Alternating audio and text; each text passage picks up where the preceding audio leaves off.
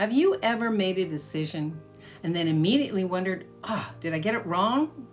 Well, today I want to talk to you about why that happens and how you can start rebuilding self-trust in the everyday moments in choosing you. Susan here, and every Sunday I share a reset to help you come back to yourself with more love, life, confidence, and trust. And this week I noticed something in myself. I was about to make a small decision, not something dramatic, just. And before I acted, I caught myself doing something quite interesting. I almost reached for the phone to check in with somebody else about what they thought. And I paused and I thought, wow, I haven't even checked in with me first. It was such a small moment, but a huge one. And it had me realizing, how often do we do this? We check in with a friend, we ask a partner, we look something up, we scan the room to see what everyone else is doing. We check with ChatGPT, and slowly, without meaning to, our own voice becomes the last one we listen to. That's where self-trust quietly erodes. Not in the big moments, but in those small everyday ones. Self-trust isn't about having all the answers. It's about having a relationship with yourself where your voice counts. Because most of us grew up learning to trust external authority more than internal authority. Do as I say, not as I do. Is that choice really your best one? That's the one that I was asked. And if you do that, what will other people think? And what would somebody with more experience do? Now, there's nothing wrong with guidance, but when we're taught to always look outward first, something important happens. We lose contact with that signal that's inside of us, that inner knowing. Now, some people call it intuition, some call it instinct, some call it inner wisdom. Whatever language you prefer, it's the same thing. It's the part of you that senses alignment. You can feel it when something fits, and you can feel it when something doesn't. Yeah. The challenge here is that we often talk ourselves out of that feeling, that sense of knowing what's really true, what feels right from the inside out. And so we override it. We explain it away. And every time we do that, self-trust weakens just a little bit. And every time we honor our word to ourselves, that inner voice knows this is true. Self-trust strengthens. I see this often in the women I coach. They know something doesn't feel right in a situation, but they stay quiet. They know they want to make a change, but they wait until someone else validates it.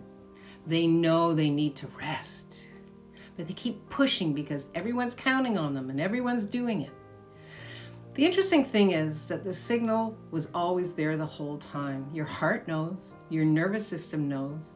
Like, have you ever noticed how you can walk into a room and you immediately sense the energy? You can hear someone say something and feel whether it lands as honest or not. That ability to sense alignment, that's who you be, that's natural. You were born with it. It just got buried under expectations of other people's opinions and lots of noise. Self-trust is the process of reconnecting with that signal. Not perfectly, because there's no such thing as perfect, just consistently honoring your word to yourself. So here's your Sunday reset. At some point today, when you bump up against a conflicting choice, pause and ask yourself this question. What do I know is true for me right now? Not what would impress someone else, not what would make everyone happy. Just quietly, what feels true for you?